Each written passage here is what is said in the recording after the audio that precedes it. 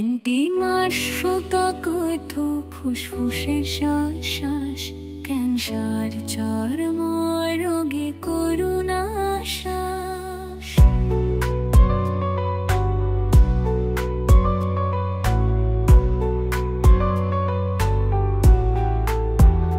বুকে কফনে নিঃশ্বাসে কষ্ট, মুখে পচা গন্ধ, ঘামে টক, শরীরে বিষের ছায়া, প্রস্রাবে দুর্গন্ধ, পিপাসা কম তবু ঠান্ডা জল চাই প্রাণ।